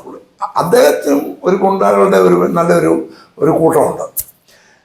RSSനുള്ളതുപോലെ, RSSന്റെ 60-70 കൂടുതൽ വിങ്ങുകളുള്ളതുപോലെ ബജരംഗദള്, വിശ്വ ഹിന്ദു പരിഷത്ത്, ബജരംഗദളാണല്ലോ ഈ കുരങ്ങുകളെ മുഴുവൻ കാണിക്കുന്നത് മുഴുവൻ. അപ്പം ഇതുപോലെ ഇവർക്ക് എല്ലാവർക്കും ഓരോ വിങ്ങുണ്ട്. അപ്പം ഈ ക്രിസ്തു സഭയെ ഇന്ന് ആക്രമിക്കുന്നതിൻ്റെ കാര്യം പറഞ്ഞാൽ ഈ ഇദ്ദേഹത്തിൻ്റെ കാലഘട്ടത്തിൽ എനിക്ക് പറയാനുള്ള ഒരു കുറ്റമെന്ന് പറഞ്ഞാൽ ഒരു കുറ്റമല്ല, ഒരു പുള്ളിക്ക് പറ്റുന്ന ഒരു മഠയച്ചെലവെന്ന് പറഞ്ഞാൽ ഈ ശൗല് കാണിക്കുന്നവരാണ് ഇപ്പം പുള്ളി കാണിക്കുന്നത്. ദൈവസഭയെ പുള്ളി ദൈവസഭയല്ല, കർത്താവ് പറഞ്ഞല്ലോ നീ എന്നെയാണ് ഉപദ്രവിക്കുന്നത്. ദൈവത്തെ ഉപദ്രവിച്ചുകൊണ്ടിരിക്കുന്ന ഒരു മനുഷ്യനായ ഈ നമ്മുടെ യോഗിജി മാറിക്കൊണ്ടിരിക്കുക. അതിൻ്റെ പുറകിൽ ആരാണ്? മോഹൻ ഭാഗവത്ജി ആണോ, അതോ അതിൻ്റെ പുറകിൽ RSS ആണോ, BJP ആണോ, മോദിയാണോ, അമിത്ഷാ ആണോ എന്നുള്ളതെന്ന് അറിയത്തില്ല. എന്നാൽ നീതിമാന്മാരായ പലരെയും ഈ ഭൂമിയിൽ നിന്ന് തുടച്ചു മാറ്റിയ ഒരു സംഭവം ഉണ്ടായിട്ടുണ്ട്. ഇപ്പോൾ ഉദാഹരണം നമ്മുടെ സഞ്ജീവ് ഭട്ട് IPS, ഒരു നീതിമാനായ ഓഫീസർ, എല്ലാവർക്കും അറിയാം. പക്ഷെ പുള്ളി ജയിലില്ല. ജസ്റ്റിസ് ലോയ, നീതിമാനായ ഒരു ജഡ്ജ്, പുള്ളി മരിച്ചെന്ന് പറയാനല്ല, പുള്ളിയെ കൊലപ്പെടുത്തി. പുള്ളിയുടെ എതിരായിരുന്ന പല വിറ്റ്നസ്സുകളെയും കൊലപ്പെടുത്തി. ഇതൊക്കെ നമ്മൾ ഇത് വാസ്തവമാണ്. ഇത് കോർട്ട് എന്ന് പറയുന്നു എന്നുള്ളതല്ല. ഇതൊക്കെ സത്യമാണ്. ലോകത്തിന് 90% ആൾക്കാർക്കും അറിയാവുന്ന കാര്യങ്ങളാണ്. പിന്നെ സ്റ്റാൻ സാമി എന്ന് പറയുന്ന ഒരു പാവപ്പെട്ട അച്ഛൻ വെള്ളം പോലും കുടിക്കുവാൻ കൊടുക്കാതാണ് പുള്ളിയെ ജയിലിലിട്ട് കൊന്നത് ഈ ഗവൺമെൻറ്.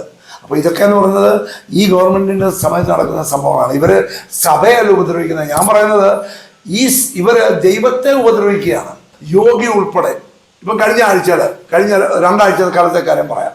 സാധാരണ ഒരു മേസ്തിരി പണി ചെയ്യുന്ന ഒരു അദ്ദേഹത്തിന് ഒരു വലിയ പ്രശ്നങ്ങളും പ്രയാസങ്ങളും, സമാധാനമില്ലാതെ, ഭാര്യ രോഗി, അവർ കാണിക്കാവുന്നിടത്ത് ജാതു ടോണ തന്ത്രമന്ത്രം എല്ലാം കാണിച്ചിട്ടും പുള്ളിക്കാരൻ്റെ വൈഫ് സൗഖ്യമില്ലാതെ എല്ലായിടത്തും പോയി അവസാനം ഈ അളിയനെടുക്കുക വന്ന് പ്രാർത്ഥിച്ചപ്പം പുള്ളി നേരത്തെ വിച്ച്ക്രാഫ്റ്റ് ചെയ്തുകൊണ്ടിരുന്ന ആളാണ്.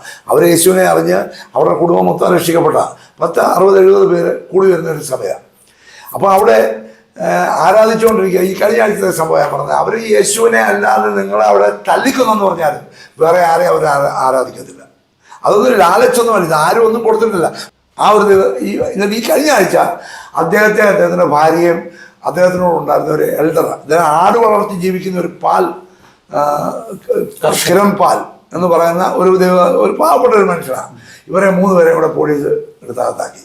ഏകദേശം ദൈവകൃപയാൽ ഒരാഴ്ച കടന്നുള്ളത് ഇവരുടെ പെട്ടെന്ന് അവർക്ക് അനുകൂലമായിട്ട് വിധി വന്നു. ഷിബു തോമസ് പ്രോസിക്യൂഷൻ റിലീഫാണ് അതിനുള്ള കാര്യങ്ങളൊക്കെ. അവർക്ക് അവിടെ എല്ലാം പൈസ, ഞങ്ങളുടെ കയ്യിലില്ല പൈസയൊന്നും കൊടുക്കാൻ. പിന്നെ അവരൊക്കെ കൂടി ലീഗൽ കേസിന് മറ്റുള്ള ആവശ്യത്തിനുള്ള പൈസ ഒഫീഷ്യലി അത് കൊടുത്തു. ഞാൻ പറഞ്ഞു വന്നത് ഇതുപോലുള്ള ഒന്നല്ല, ആയിരക്കണക്കിന് കേസ്. ഇപ്പം തന്നെ ഡോക്ടർ ആർ ബി ലാലിനെ അറ്റംപ്റ്റ് മർഡർ ഇത് ഞങ്ങളുടെ പുറത്തും ചുമത്തിയതാണ്. ഞാൻ വീട്ടിൽ പ്രാർത്ഥനാ മുറിയിൽ 21 ദിവസം ഉപസിച്ചുകൊണ്ടിരിക്കുക. 17ാമത്തെ ദിവസത്ത് എന്നെ വേറൊരു ഫോണിൽ കൂടെ വിളിച്ച് പുറത്താക്കിയിട്ട് STFൻ്റെ അതിൻ്റെ ഫോൺ കോളർ ID എല്ലാം എൻ്റെ കോളർ ഡീറ്റെയിൽസ് എല്ലാം എൻ്റെ ഉണ്ട്. ഞാൻ ഈ DMനോട് സംസാരിക്കുന്നത് എല്ലാം എൻ്റെ റെക്കോർഡ് ഞാൻ കളക്ട് ചെയ്തിട്ടുണ്ട്. അപ്പോൾ ഇവർ വിളിച്ചു വരുത്തിയിട്ടാണ് നമ്മളെ അറസ്റ്റ് ചെയ്യുന്നത്. എന്നിട്ട് ഇവർ പറഞ്ഞു ഇതൊരു വേറൊരു സംഭവം, ഇവർ വിളിച്ചു വരുത്തി അലഹബാദിൽ തന്നെ അറസ്റ്റ് ചെയ്യുന്നത്, എൻ്റെ വണ്ടി ഉൾപ്പെടെ അറസ്റ്റ് ചെയ്തിട്ട്. എന്തിനാണ് അറസ്റ്റ് ചെയ്തത്? ഒന്നുമില്ല. അവർ ചോദിക്കുന്നത് എന്നോട് എനിക്കറിയത്തില്ല എന്തിനാ എന്നെ അറസ്റ്റ് ചെയ്യുന്നുള്ളത്. അപ്പം ഞാൻ അവിടെ ചെല്ലുമ്പോൾ എന്നോട് ചോദിക്കുന്നത് നീ പോലീസിന് ഫോൺ ചെയ്തല്ലേ? ഞാൻ ഹിന്ദുക്കൾക്കും മുസ്ലിങ്ങൾക്കും ക്രിസ്ത്യാനികൾക്കും ഏതൊരു വ്യക്തിക്ക് ഏതൊരു ആവശ്യമുണ്ടെങ്കിലും ഞാൻ എപ്പോഴും ഹെൽപ്പ് ചെയ്യാൻ പോകുന്നതാണ്. അവിടുത്തെ യൂണിവേഴ്സിറ്റിയുടെ പ്രസിഡന്റ്, വൈസ് പ്രസിഡൻ്റൊക്കെ ഞങ്ങളുടെ അടുത്ത കൂട്ടുകാരാണ് അപ്പോൾ അങ്ങനെയുള്ളൊരു സമയത്ത് ഞാൻ എല്ലാവരെയും ഹെൽപ്പ് ചെയ്യുക. അപ്പോൾ ഇങ്ങനെ ഞാൻ പെട്ടെന്ന് അറിയുന്നു നമ്മളെ ഒരു ദേവദാസനെ പിടിച്ചുകൊണ്ട് പോയി. അപ്പോൾ അവിടെ കല്ലേറുണ്ടായി. അപ്പോൾ എനിക്കറിയാം ഇവർ കല്ലല്ല, പട്ടിയുടെ ദേഹത്ത് പോലും കല്ലെടുത്ത് എറിയുന്ന ആൾക്കാരല്ല. അപ്പോൾ അവർ പിന്നെ പോലീസിനെ ടീമിനെ കല്ലെറിയുന്നതെന്ന് പറഞ്ഞാൽ നമുക്ക് വിശ്വസിക്കാൻ പറ്റില്ല. എനിക്കറിയാം അവരെ 4-5 വർഷമായിട്ട് എനിക്കറിയാവുന്ന. അതിനിടയ്ക്ക് വേറൊരു ദേവദാസൻ നമ്മുടെ അലഹബാദിലുണ്ട്. പുള്ളിക്കാരനും വൈഫും കൂടെ ഞങ്ങളുടെ വീട്ടിൽ വന്നിട്ട് പോകുന്ന സമയത്ത് പുള്ളി അറസ്റ്റ് ചെയ്തു. അന്നേരം എനിക്കറിയില്ല ഇത്. ഞാൻ ഏകദേശം പിറ്റേ ദിവസം അദ്ദേഹത്തിൻ്റെ മോൾ എനിക്ക് ഫോൺ ചെയ്തു കരഞ്ഞുകൊണ്ട്. അതിന് ഫീവറായി പപ്പായും മമ്മിയും 2 ദിവസം കാണുന്നില്ല. അപ്പോൾ ഈ പിടിച്ചുകൊണ്ട് പോയത് നമ്മുടെ അലഹബാദ് ഡിസ്ട്രിക്റ്റിൻ്റെ പുറത്തുള്ള ഈ വീട്ടിൽ നിന്ന് ഇറങ്ങുന്നു, 1 കിലോമീറ്ററിനുള്ളിൽ അവരെ അറസ്റ്റ് ചെയ്യുന്നു, പിടിച്ചുകൊണ്ട് പോകുന്നു, അവരുടെ വണ്ടി ഉൾപ്പെടെ പിടിച്ചുകൊണ്ട് പോകുന്നു. എന്നിട്ട് ഈ കൊണ്ടുപോയി ഇരുത്തിയ ഒരു പോലീസ് സ്റ്റേഷനിലെ ഒരു കോൺസ്റ്റബിൾ നമ്മുടെ ഒരു വിശ്വാസിയാണ്. ആ വിശ്വാസി നമുക്ക് ഫോൺ ചെയ്യുന്നു, അപ്പോൾ ഇതിലൂടെ ഇങ്ങനൊരു സംഭവമുണ്ട്. എനിക്കല്ല, എൻ്റെ വൈഫിന് ഫോൺ ചെയ്യുന്നു ഉണ്ട്. അപ്പോൾ അവൾക്കൊന്നും മനസ്സിലാകുന്നില്ല. അപ്പോൾ എന്നോട് സംസാരിച്ചപ്പോൾ എനിക്ക് ഇന്ന സ്റ്റേഷനിൽ അന്ന് ഞാൻ ഇപ്പോൾ ഇവിടെ പറയാൻ ആഗ്രഹിക്കുന്നില്ല, പക്ഷെ വേണമെന്നുള്ള പറയാൻ എനിക്ക് എൻ്റെ ഡീറ്റെയിൽസ് ഉണ്ട്. അപ്പോൾ ആ കുട്ടി ഫോൺ ചെയ്യുന്നു, ആ കോൺസ്റ്റബിൾ അവിടെ നമ്മുടെ ഒരു വിശ്വാസി ആണ്. അവളുടെ അപ്പനൊരു ബ്ലോക്ക് പ്രമുഖ, അവളുടെ ചാച്ച ഒരു ബ്ലോക്ക് പ്രമുഖായിരുന്നു. പുള്ളിക്കിപ്പോൾ ശക്തമായ നല്ലൊരു ചർച്ച അവിടെ ഉണ്ട്. കാരണം അവർക്ക് വെടിയും തോക്കുമായിട്ട് നടന്ന ആൾക്കാർ ദൈവത്തെ അറിഞ്ഞിട്ട് ഇപ്പം ചർച്ച ലീഡ് ചെയ്യുക. അവിടെ ഇതാരും പ്രതിഫലമൊന്നും കൊടുത്തില്ല. പുള്ളി നമ്മൾ അങ്ങോട്ട് ചെല്ലുകയാണെങ്കിൽ നമ്മുടെ വണ്ടിക്കുള്ളിൽ ഇങ്ങോട്ട് തന്ന് വിടുന്ന ആൾക്കാരെ ഇതൊക്കെ. എനിവേ, അപ്പോൾ ഈ കൊച്ചു ഫോൺ ചെയ്യുന്നു. ഇത് പെട്ടെന്ന് കേൾക്കുമ്പോൾ നമുക്കകത്തുള്ള ഞാൻ അത്രയും ഇതായിട്ട് ചിന്തിച്ചില്ല. കാരണം STF പൊക്കിയതാണെന്ന് നമുക്കറിയത്തില്ലല്ലോ. അപ്പോൾ ഇന്നാലെ ഇവിടെ കൊണ്ടിരുത്തിയിരിക്കുന്നു. ഞാനതിനെ വേറൊരു ടെക്നിക്കലി ചിന്തിക്കാൻ എനിക്ക് സമയം കിട്ടിയില്ല. ഞാൻ പെട്ടെന്ന് DMനെ വിളിക്കുന്നു, ജോൺപൂർ ഡിസ്ട്രിക്റ്റിൽ. അത് നമ്മുടെ അലഹബാദ് ഡിസ്ട്രിക്റ്റ്, ജോൺപൂർ ഡിസ്ട്രിക്റ്റ് തൊട്ടടുത്ത്. ജോൺപൂരിലെ DMനെ വിളിച്ചു. എന്നോട് പറഞ്ഞു അവിടുത്തെ അതിൻ്റെ ഡി എം ആണോ ആരാ എടുത്തതെന്ന് ഓർക്കുന്നില്ല. എന്നോട് പറഞ്ഞു നിങ്ങൾ എസ് പിയെ വിളിക്കാൻ പറഞ്ഞു, ക്രിമിനൽ കാര്യങ്ങൾ അത് ലീഗലാണല്ലോ നാട്ടിൽ, ക്രിമിനലാണല്ലോ അത് അങ്ങ് വിളിക്കാൻ പറഞ്ഞു. ഞാൻ എസ് പിയെ വിളിച്ച് പി ആർ ഒ എടുക്കുന്നു. പി ആർ ഒയോട് പറയുന്നു സിഒയെ വിളിക്കാൻ പറയുന്നു, കരാക്കത്തിലെ സിഒ. അപ്പോൾ ഇവർക്കെല്ലാം ലിങ്ക് കിട്ടിയിട്ടുണ്ട്. സിഒ എടുക്കുന്നു. സിഒനോട് പറയുന്നത് അയ്യോ ശരി അങ്ങനെയാണോ ഇങ്ങനാണോ, പുള്ളിക്കൊന്നും അറിയാത്ത രീതി. ഞാൻ കഴിഞ്ഞ 24 മണിക്കൂറായിട്ട് പുള്ളി സ്റ്റേഷനിൽ ഇരുന്നിരിക്കുക. ഞാൻ അവർക്ക് എന്തെങ്കിലും ആവശ്യമുണ്ട്, അവർ തെറ്റുകാരാണെങ്കിൽ നിങ്ങൾ ചാർജ് ചെയ്യും. നിങ്ങൾ ഒരു തെറ്റും ചെയ്യാതെ 24 മണിക്കൂർ കൂടുതൽ പോലീസ് സ്റ്റേഷനിൽ വെച്ചുകൊണ്ടിരിക്കുക വിതൗട്ട് എനി ഇൻഫോർമേഷൻ എന്ന് പറഞ്ഞാൽ എന്തുവാ. അവർ കുഞ്ഞാണല്ലേ ഹൈ ഫീവറായിട്ട് അദ്ദേഹത്തിൻ്റെ മോള് ഹോസ്പിറ്റലൈസ് ആവുകയാണ്. ഞാൻ പറഞ്ഞു എത്രയും പെട്ടെന്ന് എന്തെങ്കിലും ഒരു തീരുമാനം വിവരം അറിയിക്കണം. ഇത്രയും പറഞ്ഞിട്ട് ഞാൻ ഫോൺ വെക്കും. ഇത്രയുള്ള ഞാൻ ചെയ്ത എൻ്റെ ഒരു തെറ്റ്. നിങ്ങൾ ചെയ്തത് എനിക്ക് അദ്ദേഹത്തെ അറിയാം. ഇദ്ദേഹം ഒരു ക്രിമിനലല്ല, ഒരു കറപ്റ്റഡ് ആളല്ല. എനിക്ക് കഴിഞ്ഞ 10-15-20 ഇവരുടെ കൂടെ ഉണ്ടായിരുന്ന ആൾക്കാർ ട്രെയിനിൽ നിന്ന് ബാഗ് ലിഫ്റ്റ് ചെയ്യുന്ന ആൾക്കാരുണ്ടായിരുന്നു. അവരുടെയൊക്കെ ലീഡ് ചെയ്തുകൊണ്ടിരുന്ന ഒരു പയ്യനോടായിരുന്നു. അപ്പം അവന് യേശുവിനെ അറിഞ്ഞതിന് ശേഷം ഏറ്റവും നല്ല ഒരു മനുഷ്യസ്നേഹിയും സമൂഹ സേവകനായിട്ട് ഇവൻ മാറി. അപ്പോൾ ഇവനെപ്പറ്റി എനിക്ക് സാക്ഷ്യം പറയാൻ നിൽക്കും, ആരുടെ മുമ്പിൽ നിന്ന് പറയാൻ നിൽക്കും. നമ്മുടെ പല കാര്യങ്ങൾക്കും നമ്മുടെ കൂടെ ആരുമില്ലാത്ത സമയത്ത് ഈ അത്തിക്കൊക്കെ ഞങ്ങളെ അറ്റാക്ക് ചെയ്യുമ്പോഴും ഞങ്ങളുടെ കൂടെയൊക്കെ അവിടെ നിന്നതെന്ന് പറഞ്ഞാൽ ശിവസേനയുടെ ലീഡേഴ്സും ഇവരെ പോലുള്ള ദേവദാസന്മാരും ഒക്കെ വന്നിട്ടുള്ളൂ. വേറെ അച്ഛന്മാരോ പാസ്റ്റർമാരോ ഒന്നും ഞങ്ങളുടെ അടുത്ത് വന്നിട്ടില്ല. ഒന്നത്. രണ്ട്, അപ്പോൾ ഇത് ഞാൻ ഈ എസ് ഒയോടും സിഒയോട് ചോദിച്ചതാണ് അവർക്ക്.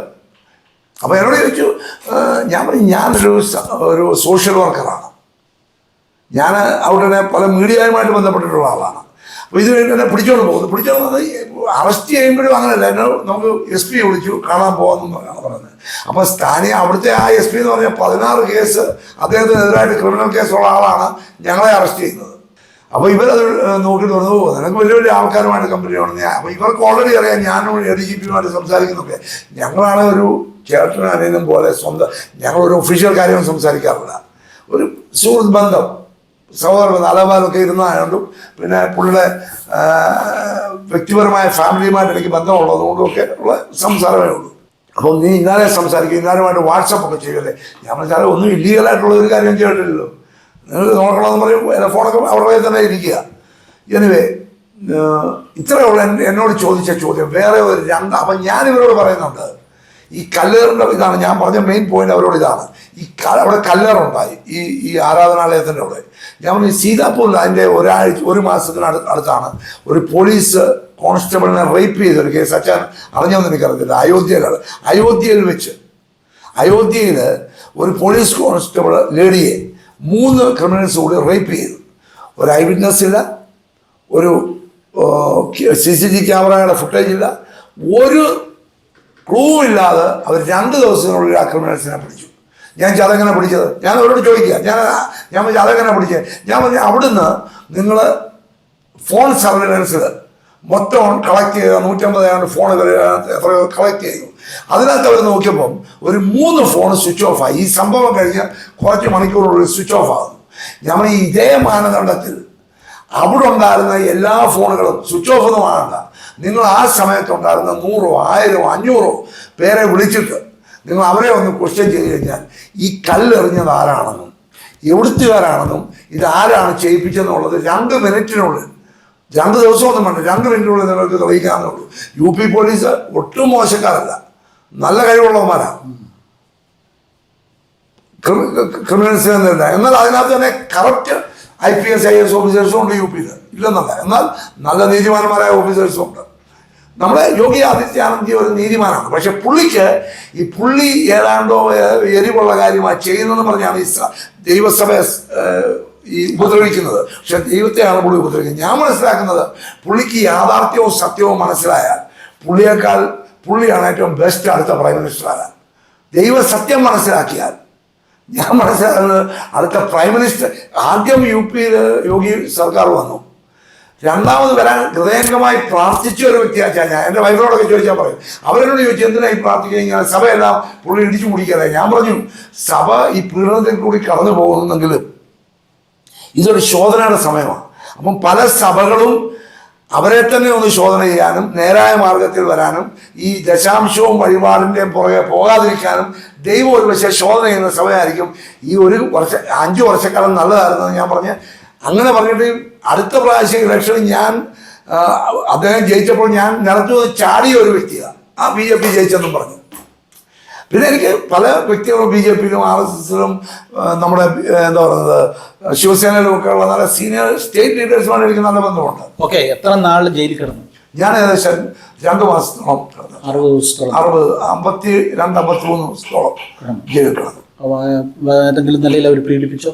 ഇല്ല, എന്നെയും ആ സഞ്ജയ് എന്ന് പറയുന്ന ഞങ്ങൾ സോഷ്യൽ വർക്കറാണ് പ്രധാനമായിട്ടും. ദൈവവേല നമ്മൾ ദൈവം പറയുന്നതും പ്രവർത്തിക്കുന്നതും വ്യക്തിയാണ്. ഞങ്ങൾ മെയിനായിട്ട് സോഷ്യലി എല്ലാവരുമായിട്ട് മിങ്കിൾ ചെയ്യുന്നവരാണ്. ഇവർക്കും അറിയാം, പോലീസിനും അഡ്മിനിസ്ട്രേഷനും അറിയാം. ഇപ്പൊ UPയിലെ ജയിലുകളിൽ എത്ര സുവിശേഷകർ കിടപ്പുണ്ട്? കുറഞ്ഞത് 150 പേര്. 150 പേര് കുറഞ്ഞതാണ്.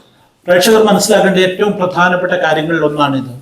UPയിലെ ജയിലുകളിൽ ഇപ്പോഴും 150ഓളം ക്രിസ്തീയ ശുശ്രൂഷകന്മാർ, സുവിശേഷകർ, ക്രിസ്തീയ പ്രവർത്തകർ ഒരു കുറ്റവും ചെയ്യാതെ ജയിലിൽ കിടക്കുന്നു. തെറ്റായ കേസുകളുടെ പേരിൽ തെറ്റായ കുറ്റങ്ങൾ ചുമത്തപ്പെട്ട ഒരു ജയിലിൽ കിടക്കുന്നു എന്നുള്ളതാണ് ഏറ്റവും ദയനീയമായ കാര്യം.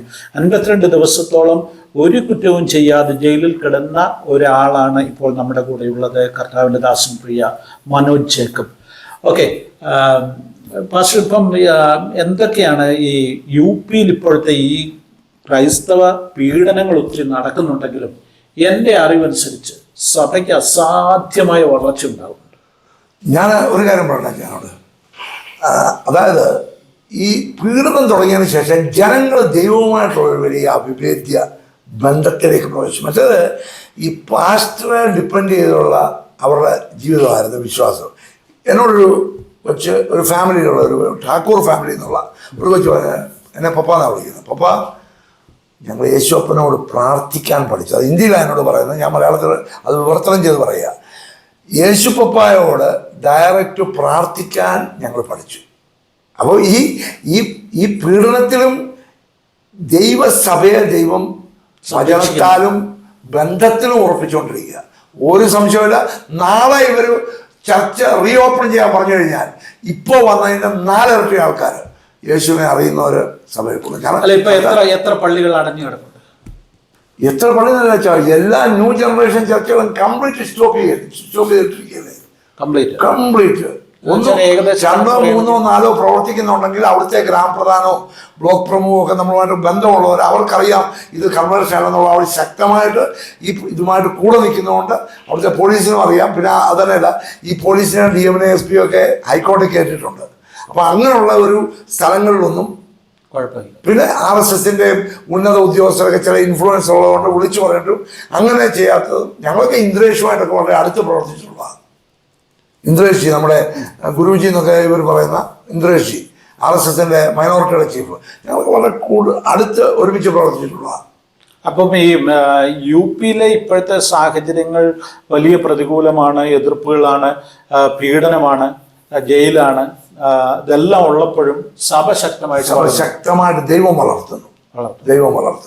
ഒരു ഉദാഹരണം പറഞ്ഞാൽ ഞങ്ങളുടെ സഭ, എൻ്റെ ലോക്കൽ സഭയിൽ തിരുവല്ലയിലുള്ള ഒരു ദേവദാസൻ ഇവിടെ നിന്ന് അവിടെ പോയി, ഭാര്യയും ഭർത്താവും അവിടെ പോയി പ്രവർത്തിച്ചു. അവര് 500-ലധികം ആളുകളുള്ള സഭ സ്ഥാപിച്ചു. അറിയാലോ, ആ ചരിത്രം എല്ലാം അറിയാം.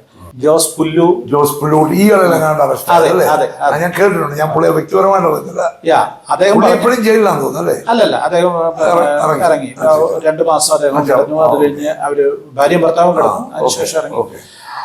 അവരിപ്പോൾ വീണ്ടും UPയിൽ പോയിട്ടുണ്ട് ഇപ്പോൾ ഈ ദിവസങ്ങളിൽ. കാരണം അവർക്ക് ഈ ഗുണ്ട ആക്ട് അനുസരിച്ച് അവരുടെ എതിരെയുള്ള കേസിനകത്ത് ഈ ഗുണ്ട ആക്ട് കൂടെ ഇൻക്ലൂഡ് ചെയ്തപ്പോഴേക്ക് അവർക്ക് വീണ്ടും മാസത്തിലൊരിക്കൽ അങ്ങാണ്ട് പോയി ഇതെന്ത് ചെയ്യണം, 2 മാസത്തിലോ അങ്ങാണ്ട് പോയി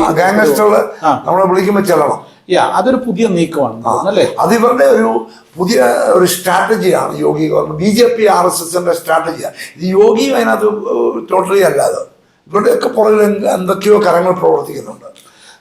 അത് അവരുടെ സ്ട്രാറ്റജിയാണ്. ഏതൊരു സുവിശേഷനെ പിടിച്ചാലും അതേസമയം വലിയ ഹാർഡ് കോർ ക്രിമിനൽസ് സുഖമായിട്ട് ജീവിക്കുന്ന ഒരു ഗുണ്ടായിട്ടും ഒരു ഗാങ്സ്റ്ററും ഇല്ല. പാവപ്പെട്ട ദൈവദാസന്മാര് ഒരു പട്ടിയെ പോലും കല്ലെറിയാത്തവർ. നമ്മളെ വഴിയെ പോകുന്ന പട്ടിയെ ചിലത് ഓടിച്ചുവിടാൻ കല്ലെറിയും. ഇത് കല്ലെറിയാത്ത ദൈവദാസന്മാരെ പിടിച്ചിട്ടിട്ട് അനുസരിച്ച് കേസ് ചാർജ് ചെയ്യുക.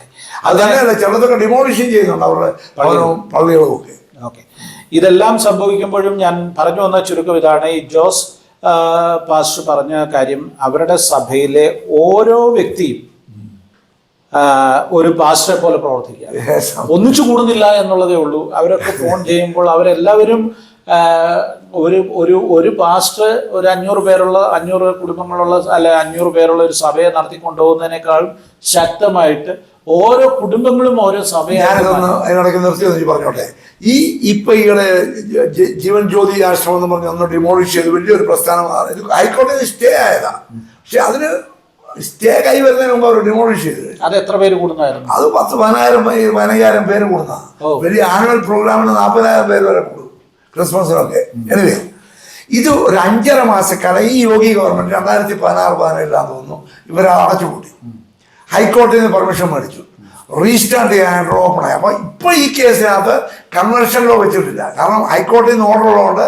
അപ്പോൾ അവരൊരു പുതിയ തന്ത്രം ഒരുക്കിയാണ്. അപ്പം ഞങ്ങൾ ഹൈക്കോടതിയിൽ നിന്ന് ഇവർ ഈ പെർമിഷൻ മേടിച്ച് അത് റീസ്റ്റാർട്ട് ചെയ്തപ്പം ഈ 5.5 മാസക്കാലം അടഞ്ഞ ആ പ്രാർത്ഥനാലയം ആശ്രമം റീസ്റ്റാർട്ട് ചെയ്തപ്പോൾ എത്ര പേര് വന്നറിയാം? ഏകദേശം 15,000-20,000 പേര് ആരാധനയ്ക്കെത്തി ആദ്യത്തെ ദിവസം. അതായത് 10,000 പേരുണ്ടായിരുന്ന ഒരു ചർച്ച് ഡിമോളിഷ് ചെയ്തു. 5.5 മാസം ഡിമോളിഷ് ചെയ്തില്ല, അന്ന് ഡിമോളിഷ് അല്ല, അന്ന് അടച്ചിട്ട് 500 പോലീസുകാരെ കൊണ്ട് അവിടെ താമസിപ്പിച്ചു. 2016-17 കാര്യമാണ് ഞാൻ പറഞ്ഞത്. അത് കഴിഞ്ഞ 5.5 മാസം കഴിഞ്ഞത് റീഓപ്പൺ ആയ സുപ്രീം കോടതി ഹൈക്കോടതി ഓർഡറുമായിട്ട്. അപ്പൊ അന്നേരം 5.5 മാസം കഴിഞ്ഞ് വന്നപ്പോൾ ഇരട്ടി ആളുകൾ അത് അതാണ് ഞാൻ പറഞ്ഞത്. കർത്താവ് പറഞ്ഞല്ലോ, ഈ പുളിച്ച മാവ് പോലാണ് ദൈവരാജ്യം എന്ന് പറഞ്ഞത്. ദൈവരാജ്യം പുളിച്ച മാവിനോട് സമം എന്ന് പറയുന്നതാണ്. ഇതങ്ങനെ കർത്താവ് പറഞ്ഞു, ഞാൻ എൻ്റെ സഭയെ പണയും, പാതാള ഗോപുരങ്ങൾ അതിനെ ജയിക്കുകയില്ല.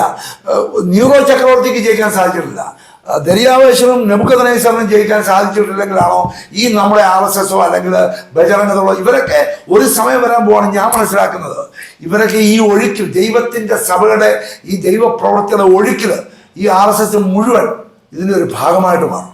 അവർ മുട്ടും മടക്കിയ ഒക്കെ തുളച്ചാൽ തിരുവചനം പറയുന്നു, എല്ലാ നാവും ക്രിസ്തു തന്നെ, യേശു തന്നെ രക്ഷകനെന്ന് ഏറ്റുപറയും.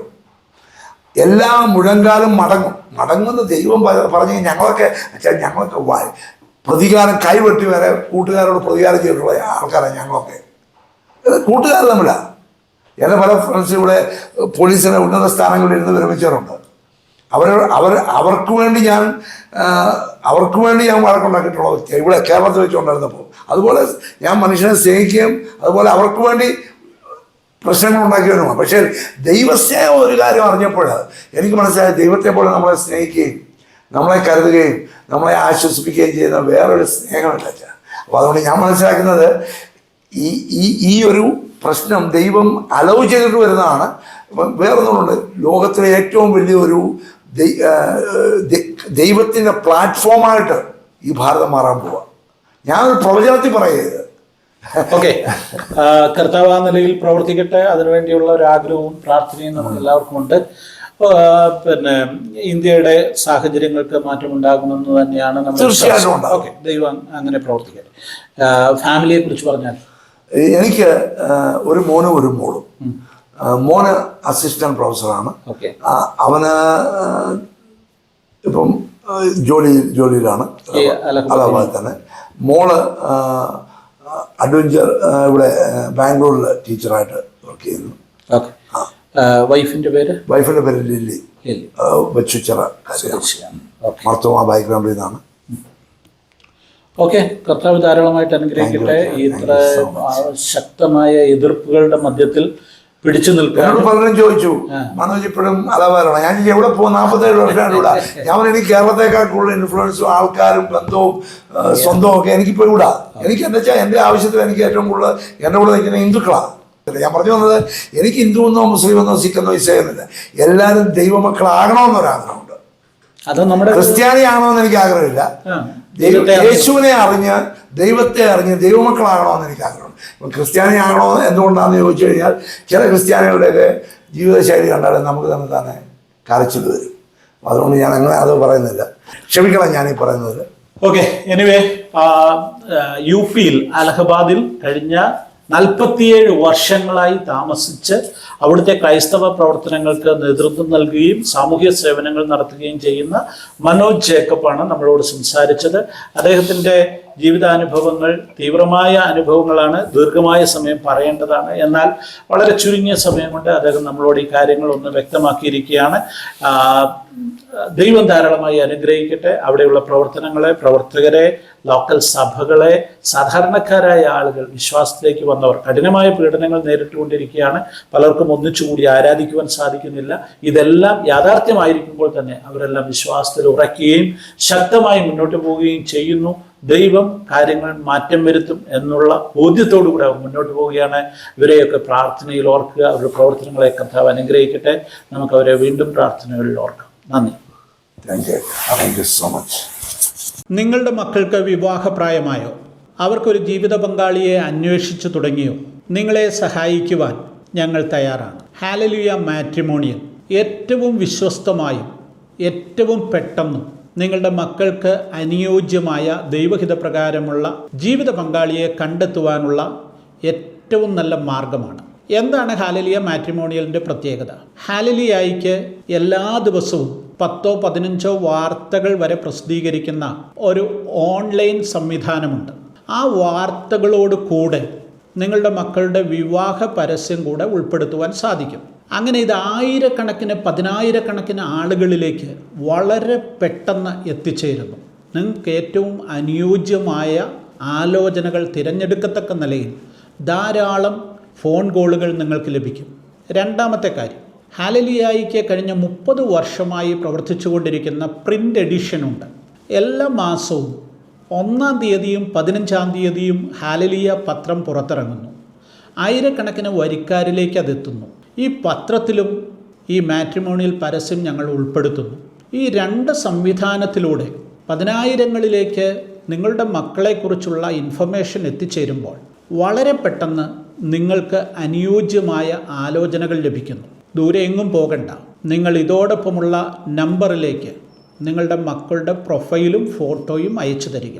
ഇന്ന് തന്നെ ഇതിൽ രജിസ്റ്റർ ചെയ്യുവാൻ സാധിക്കും. വളരെ കുറഞ്ഞ ചെലവിൽ നിങ്ങളുടെ മക്കൾക്ക് അനുയോജ്യമായ വിവാഹാലോചന കണ്ടെത്തുവാൻ സാധിക്കും. അത് കേരളത്തിൽ മാത്രമല്ല, ലോകമെങ്ങുമുള്ളവർക്ക് ഈ സംവിധാനം ഉപയോഗിക്കാവുന്നതാണ്.